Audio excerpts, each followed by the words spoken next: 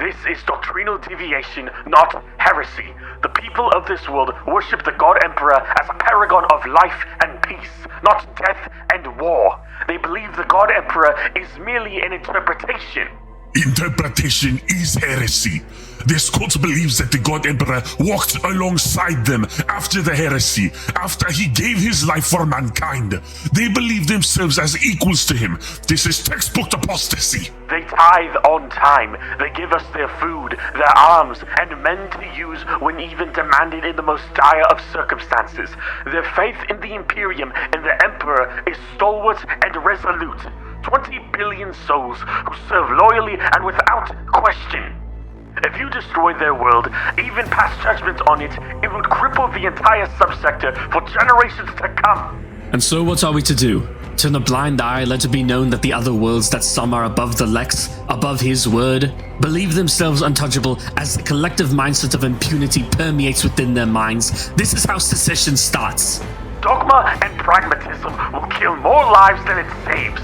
A faith left to stray on its own becomes cancerous. Would condemning 20 billion souls do anything to prove that the Order has become sloppy, inefficient, and wasteful? Better 20 billion dead than trillions tainted by heresy. Listen to you all, arguing as if this is some sort of philosophical debate, as if there is room to question the words of the Master of Mankind. I've read your reports of this world, of their loyalty, their doctrine, their zeal. In them I have come to a single conclusion. They believe the Emperor spared their world. They believe there is a limit to his judgment, to his law, that one can bargain with a god. That belief, the belief that a people can approach their deity as an equal, is more dangerous than any rebellion, any heresy. Such arrogance is not only misplaced, but deeply problematic. It speaks on a culture and a system that has gone unchecked by a higher power for far too long. I do not call this meeting for a debate, for a discussion. I called you all so you may witness the passing of judgment. By the authority of the Golden Throne, of the word of the Master of Mankind, of my power as hand of the God Emperor's Holy Inquisition, I, Lord Inquisitor Gideon Hammerforth, in an effort to safeguard the future of mankind within this sector, render judgment. I declare this world exterminatis extremis.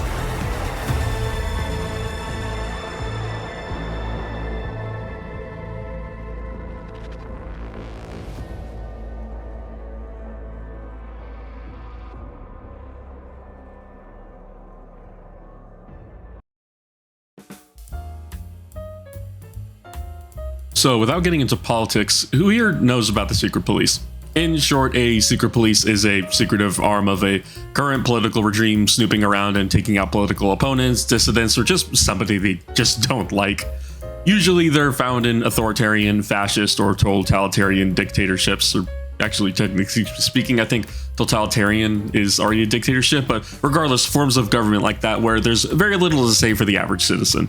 The Gestapo, the NKVD, the KGB, the MSS, and definitely the CIA from the 60s to the 90s, and you could argue the FBI, maybe, probably, I don't know, go watch Wendigoon. Regardless, secret police become strong because they go unchecked and unquestioned. They answer to usually one person if they even answer to them to begin with. Sometimes they end up in political coups or some other sort of power vacuum, so on and so forth. Secret police rarely stick around for long, at least historically, depending on your definition, because the people behind them usually end up getting killed. But what if that just didn't happen? What if it just kept on going, unchecked and uncontested? Then that's when you get the Inquisition, and we're going to talk about them more after this message.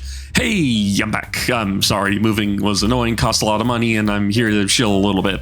Subscribe if you like what I make and or just, enjoy the sound of my voice. Don't worry, I'm writing up stuff so that way the weird ones amongst you who, no shame, just like hearing me speak can listen to me read like a book or something. So if you like that kind of stuff, why don't you go ahead and subscribe? Memberships are open, and we actually got more members, funnily enough, when I was gone. I think there's just more members in general. I don't think we had any gifted in the last few streams. I could be wrong. I might be going crazy.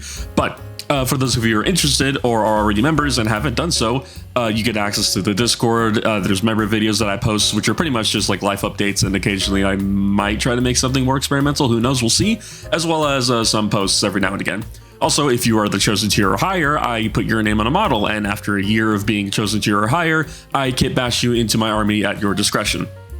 Also, a question amongst some of you, because some of you might care or might not because reasons. Should I open up a Patreon?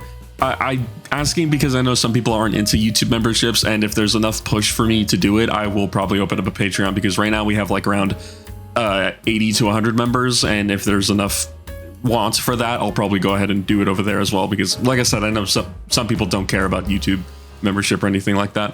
So who are the Inquisition? Where did they come from? And why the fuck are they literally just Space Hitler?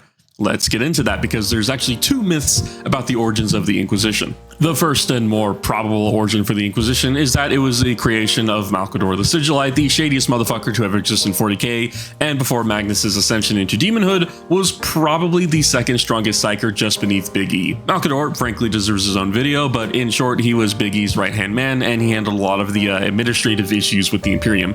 In fact, he's attributed to being the founder of the Administratum. Also, he founded the Officio Assassinorum and the Inquisition. You see, after the Horus Heresy, but before he died, Malcador understood the importance of rooting out treachery before it could take hold. The heresy started because of betrayal, because of corruption, and so why not create a watchdog organization to stop that all from happening again? There's names for the first few people who were part of the Inquisition at the beginning, but I haven't read the Horus Heresy, so these names don't really mean much to me, and I really don't care. The second myth really sounds like a fucking fairy tale, and it's not even a joke. After Big E was interred into the Golden Throne, there were 4 servants of the God Emperor who discussed what they had to do next. 2 wanted to find a way to heal the Emperor so that he could leave the throne, while the other 2 believed that it was the Emperor's will that he was to be interred, basically the whole Christian idea that everything is part of God's plan. Nothing is beyond the knowledge of the Emperor, therefore it was part of his plan that these events would come to pass. The heresy, his interment, and the stagnation that would come. Obviously, these 2 groups didn't agree on this, leading to a formation of 2 different groups. The Resurrectionists, who went on a path to try and find a way to bring back the Emperor and just left Terra, and the Senatorum Imperialis, which are basically the High Lords of Terra, the ruling members on the Council of Terra that dictate how the Imperium should be run, within reason, technically speaking. I think they're right beneath Big E, but also the hierarchy of how the Imperium goes is kind of a mess. Also, the Senatorum was apparently specifically created to counter the efforts of the Resurrectionists. I find that kind of funny, and it's going to be a running theme with the Inquisition that they just keep creating organizations to fuck each other over. So that's how the Inquisition was made, but you might be noticing something. What about the Ordos? The branches of the Inquisition that were made to combat the enemies of mankind. The first one to start off with was the Ordo Malleus for obvious reasons.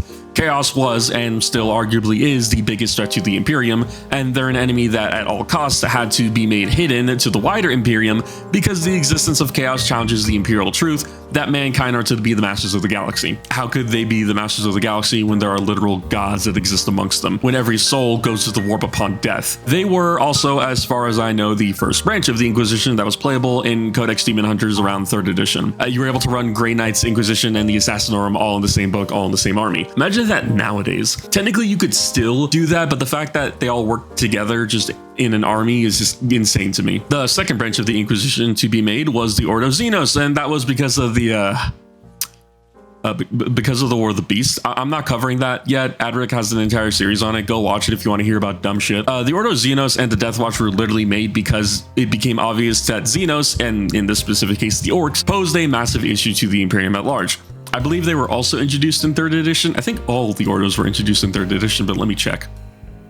Okay, I'm not finding anything solid on the Sororitas models because they were around since like the Rogue Trader days. But Rogue Trader is weird and it's not particularly canon except for like 5 things. Regardless, after the Age of Apostasy with the whole Gauge Van Dyer debacle, the Ordo Hereticus was created specifically to destroy all those who seek to abuse the Emperor's name for their own ill intentions like Gauge, and who does this better than the Adeptus Sororitas themselves. There's also just a bunch of minor Ordos, which we'll get into because some of them are just kind of funny. The last difference between the Inquisitors is their school of thought, Puritan and Radical. It's really easy to spot the difference between them when you kind of look at them, except for one case, but that's besides the point. Puritans are your classical Inquisitors. Pilgrim hats, candles, and they're probably carrying around a copy of the Lex Imperialis and the Lectitio Divinitatus. Divinitatus? God, that book Lorgar made. In essence, they are, as the name suggests, Puritans. They are rigid in their belief in the Emperor and the Imperium as a whole, and are most likely the ones who cause the most friendly fire incidents. They execute all those who are deemed heretical, regardless of how small the infraction might be in the grand scheme of the Imperium as a whole. Radicals are, they have demon hosts, demons trapped inside of mortals that they use for questioning, gladly use chaos and Xenos weaponry in order to achieve their goals, and no action is deemed too insane for them to commit. Puritans burn everything to the ground. Radicals complete the mission by any means necessary. Let's give an example because I'm a DM and I've had to write stuff like this in the past. Sadly, we never continued our Wrath and Glory campaign, but that's besides the point. We'll have a Puritan and a Radical party. Both are presented with the same problem. There is an offshoot of the Imperial cult, and the two groups are tasked with figuring out why there have been some disappearances. I kind of alluded this a little bit into the intro, the deviation from doctrine is heresy kind of deal. The Puritan party will probably set churches ablaze, gun down the faithful, and to top it all off, probably exterminate the planet if they all agree on it being necessary. A bit extreme, but they get the job done. The heresy is gone. So what did the Radical Party do? They go around, ask questions, and it becomes obvious that the cult is not just an offshoot of the Imperial cult, but it is a completely different religion in general. It is possibly a gene stealer cult. They'd go down, tearing up the main facility, finding an underground complex. Along the way, they'd be gunning down GSC, using their own weapons against them and their equipment as well, before having to confront a gene stealer patriarch. A good amount of Inquisitors and Acolytes are going to die, but they will either stand victorious over the destroyed cult, or the world will burn. Either way, the same thing gets achieved, and I will agree this example is somewhat unbalanced. The Puritans get the entire thing done right off the bat, while the Radicals did investigate. They also took heavy losses because of it. But it ties back to the Inquisition's belief in their ideology, their motto. Innocentia nihil probat. Innocence proves nothing. At first read, this motto makes no sense, but then you remember the absolute scale of where the Inquisition operates. The entire Milky Way. The Milky Way is around 100,000 light years wide and give or take a few thousand light years thick, or 548 quadrillion miles wide, if I counted any of that correctly. I failed college math twice. Fun fact, if the Milky Way was the size of America, our solar system would be the size of a quarter in comparison, if that helps you put this thing into perspective at least. The Milky Way is fucking massive, and we'll get back to talking about that when we get to the Ordo Chronos. And because the Inquisition exists to ensure the safeguarded future of the Imperium and the Emperor's supposed vision, that becomes a lot of fucking ground to cover. While no, Inquisitors don't go just around exterminating worlds all the time, and we'll talk about Cryptmen, don't you worry, it's not their business to be killing every single world out there. Humanity serves the Emperor, and their faith should be rewarded. But remember, innocence proves nothing. Just because you didn't know about the Gene Stealer cult doesn't mean it wasn't your responsibility. You saw your neighbors, you saw their mutations, you knew they didn't go to the same church as you, and you failed to report or stand for what the God Emperor of mankind stood for. And because of that, your world is condemned, and you are doomed to die with your atmosphere igniting and your world to crumble and suffocate. Innocence doesn't matter when the taint of heresy corrupts and rots all that's around it. So that's the basis of the Inquisition, and now the only real question is, how do you join them? There's two main sources, and they technically speaking flow back into one another, but the Inquisition gets its new members firstly from the Schola Progenium, academies ran by the Ministorum that exist to take in orphan children, usually ones of military officers or high-ranking Imperials, to raise and train them for a vast array of purposes. Tempesta Scions, Sisters of Battle, sometimes they have a psychic potential, other times they just disappear. But if you are truly special, you get picked for the Inquisition. The only other way to join is for an already existing Inquisitor to notice you and take you in. You become sponsored by them and get taken on a mission here or there before you become a fully fledged acolyte. So as it turns out, I found that for people who work under Inquisitors, this obviously makes more sense the more you think about it, but the titles that they have are basically their job titles. Interrogator, Explicator, Neophyte, Novitiates, Approbators, and so on and so forth. But Interrogator, I do think is above the rest of them. Basically, an interrogator is an Inquisitor's apprentice rather than just a normal servant boy. which brings me over to Darktide. For those of you who played the game and for those of you who pay attention to the heavy quotation story, in Darktide, you work in an Inquisitorial warband underneath the shadowy and strange Inquisitor Grendel. In his absence, Interrogator Rannick is in charge. If you go through the new Darktide campaign, I think they have some sort of a campaign thing going on. It's basically just a bunch of missions that are properly strung together with some dialogue in it. You end up meeting, obviously, Explicator Zola at the beginning of the game, who goes over Rannick's head a lot in some missions because of her obsession with the game's antagonist Wolfer.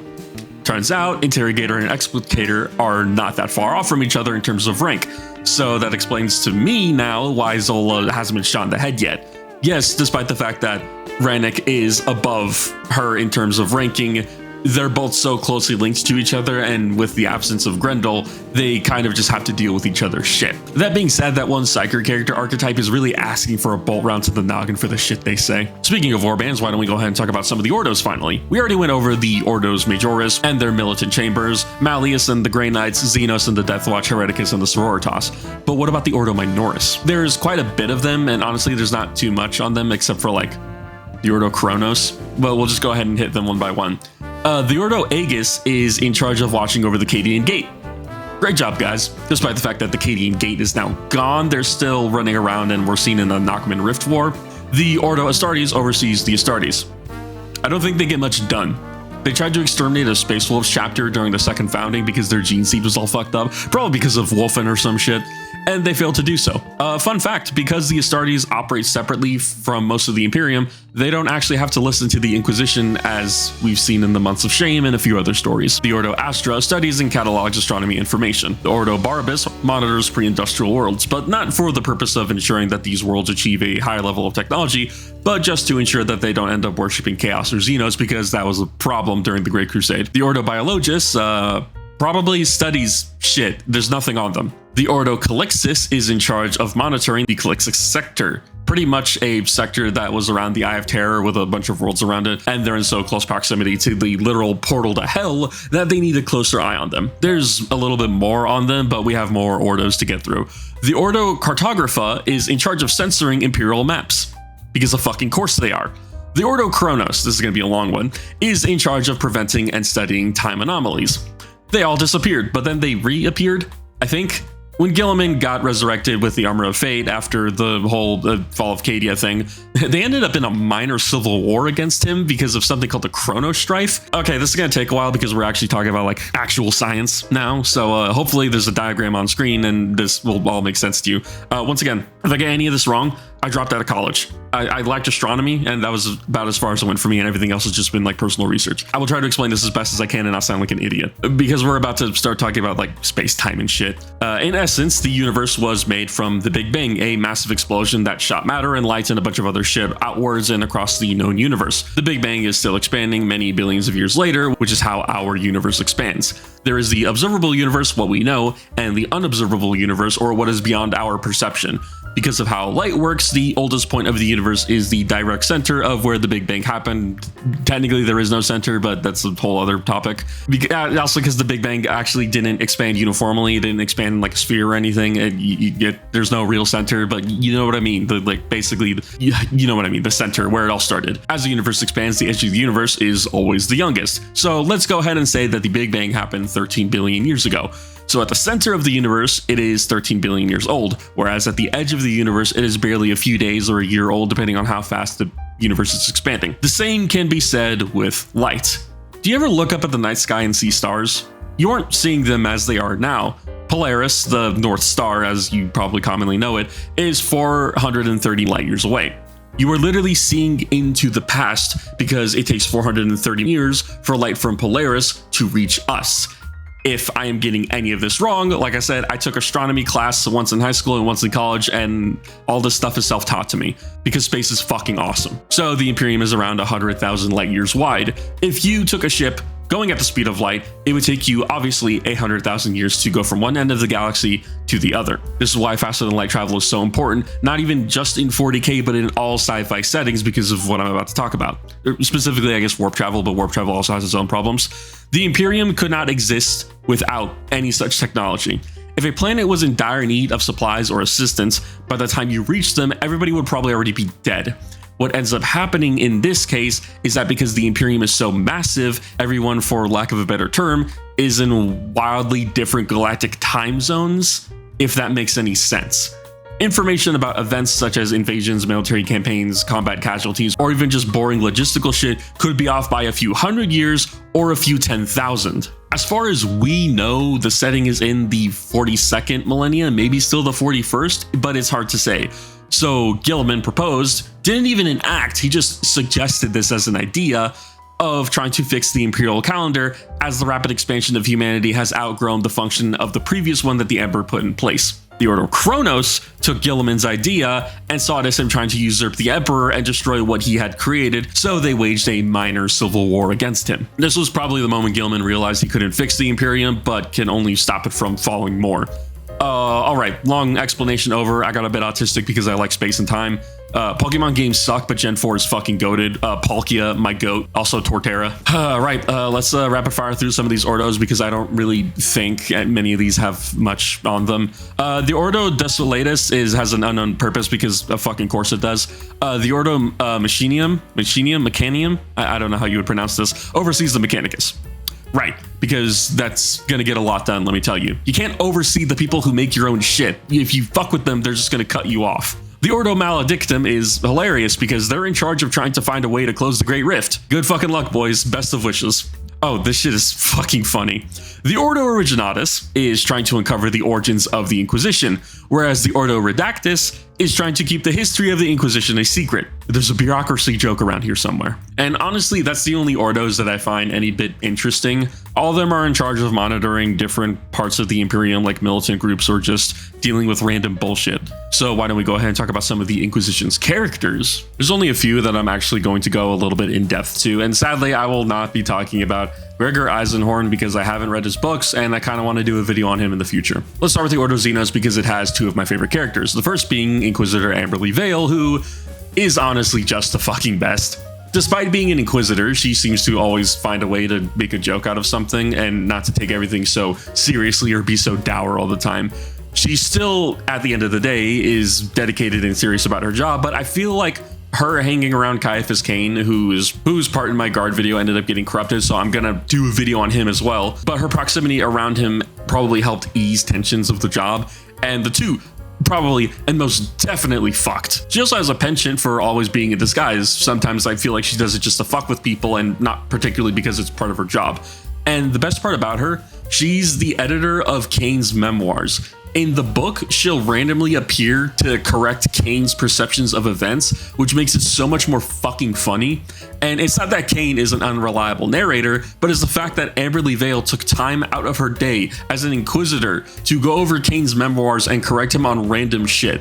I don't remember if they actually got married, but I wouldn't be surprised if they did, because I think the Caiaphas Cain series is still being written. A book came out recently, but I don't remember how recent. And then there's the opposite end of the spectrum, Inquisitor Kryptman. You know the Exterminatus meme? Inquisitors just virus bombing planets at random? Yeah, this is that guy. So the Tyranids invade, right? They're going through the galaxy, devouring planets for organic material, and so this guy gets a bright idea. What if you just destroy worlds in the path of the Hive Fleet and starve them to death? So, as far as I know, without consulting anyone else, as far as I'm concerned, Kryptman just went around and exterminatus a lot of worlds. I actually didn't know how many he blew up, and I kind of downplayed it in my notes before I properly looked it up. Kryptman destroyed hundreds of perfectly habitable and usable Imperial worlds. The Tyranids have invaded. Billions must die. The problem isn't the fact that Kryptman is probably responsible for billions, if not the deaths of 1 trillion people, but it's the fact that it fucking worked. He was starving Hive Fleet Leviathan. First off, it should be mentioned that Kryptman didn't discover the Tyranids, but he was the first living person to uncover evidence of their existence, since every world they touched got utterly decimated. It should also be noted that he fought in the First, Second, and Third Tyrannic War, as well as in the Octarius War Zone. He waited for 2 tendrils of Leviathan to get utterly decimated, so as the third was swelling up to reinforce the Hive Fleet, he would exterminatus worlds as soon as they landed on them, probably killing billions of Nids, as well as denying them resources. That being said, billions, if not 1 trillion Imperials died. He was excommunicated from the Inquisition and a death warrant was put on his head. And whether you want to admit it or not, even if he is probably the most extreme of the radical side, Cryptman got results, and fucking good on him, frankly. I feel like I should do an Arcarius video one day. It's old at this point, but the idea of it is so fucking funny.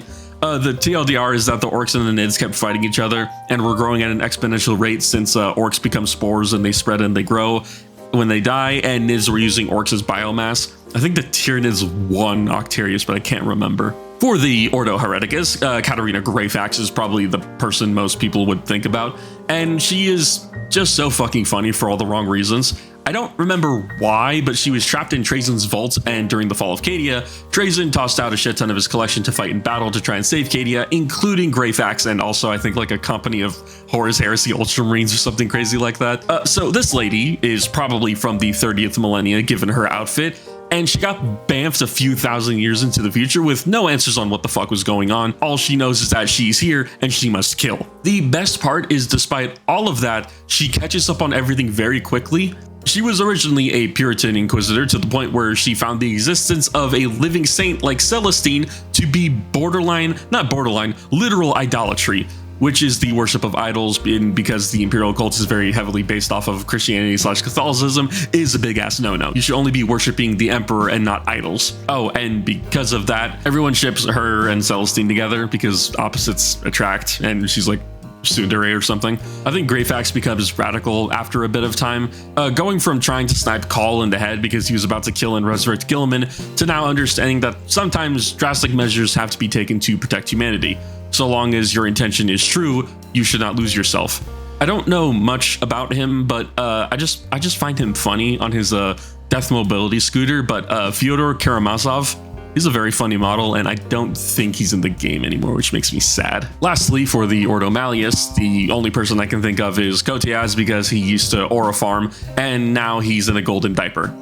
He very much feels inspired by the Sigmarite warrior priests from Warhammer Fantasy, but I also can't confirm that. I do wish they didn't change his model and just upgraded it. He looks like a shitty Age of Sigmar character. Once again, it should be stated that these guys work with the Grey Knights, which is both kind of funny and wild as well. Ordo Malleus, despite the fact that they don't really have the most interesting of models, I feel they do have some crazy drip at times. And all in all, that's the Inquisition. I have a bunch of random fun facts. One thing is that their headquarters is under Antarctica, and it's so big that you have to navigate it by a subway system. There's a whole bunch of Shadow Wars they had. They had one with the Alpha Legion at one point, which the Alpha Legionary agent that the Inquisitor was chasing turned out to have his face because he was going to kill and replace him, and a bunch of other crazy and cool shit. And oh my god, so many fucking horrible war crimes against humanity and so much gross incompetence. The Inquisition is a warning of what happens when you give a group of people more power than the government. We've seen it in history, secret organizations unpersoning people randomly in the night, and now it's happening at a galactic scale. The Inquisition is an organization that has been rotted to the core, that serves an outdated purpose, but even with all the pain and suffering they cause, there are still fragments of good people in it. And I think that's kind of wild. There's no justifying the organization. There's no way you can make them work in a good light. You see it time and time again where an Inquisitor is acting incompetent. Sometimes the way they operate causes more harm than it does good, and yet it's the people under them who suffer and not them themselves. They never get punished. You had to go to Cryptman levels to get excommunicated, literally destroying hundreds of worlds. It's an organization that is built upon qualified immunity, where the Inquisition is the exception and the rule. An entire organization that cannot be punished, that answers to no one, and yet these corrupt individuals are in charge of safeguarding the purity of the Imperium? There is no greater irony. If you love mystery, investigative detective work in a fantasy sci-fi world where you can spiral down a rabbit hole until you either come out safe on the other side or get brought to ruin, then the Inquisition is probably for you. Because hey, nobody expects the Spanish Inquisition. it's a quote from Lord Inquisitor Torquemada Cotillas. There are those amongst our Ordo who say that I seek advancement for my own purposes, and they are correct. My purpose is to destroy the demonic, and if I must rise to command an entire sector to do so, then so be it. I am a servant of the Emperor, and only those who consort with warp spawn need fear my ambition. Thanks for listening.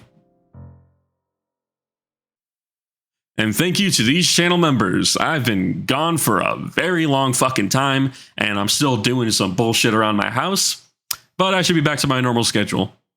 Thanks for waiting for me, guys. Sorry for being gone. As always, I put this stuff through a program, so hopefully nobody's names got lost. I'm just going to double check here really quick. It seems like nobody's names got lost, so hopefully that's the case. Big ol' thank you to Regular Alley, The Hog, Kitty Cat Enjoyer, Javier Soto, Mount Papa 11, Overdraft Perfection, Envy, Zachary Y, The God Emperor of R, Alexander McCabe, Ritz, Arctic Berserker, Adam M, Omidium, Captain Bubbles, and Corespore. And a even bigger thank you to these fine psychopaths, that being Cobalt Cryptid, John Papa John Stumo, Icigo 11, Crazy Axeman, Commander Apo CC 1119, Solace in the Void, Nameless Ghoul Ease, Never Lost Man, Gap G, Dism, Human Spirits Indomitus, Felix, Up Up Down Down Left Right, Istra, Robbie Nito, and Ape Brain Esquire. I miss making this kind of shit. Editing this is going to be a pain in the ass, but it's fine. I'll just go ahead and crank out a late night, I guess. Please join the Discord if you haven't already. We've been playing Tabletop Simulator Warhammer 40k because it's fun, and I'm planning on doing a tournament about that in sometime in the future, maybe springtime, closer to summer. We will see. So if you're interested in doing that, please join. With that, I've been Diadium, the Man in the Broken Tower. Next week, Chaos. Right? Yeah. I'll see y'all later.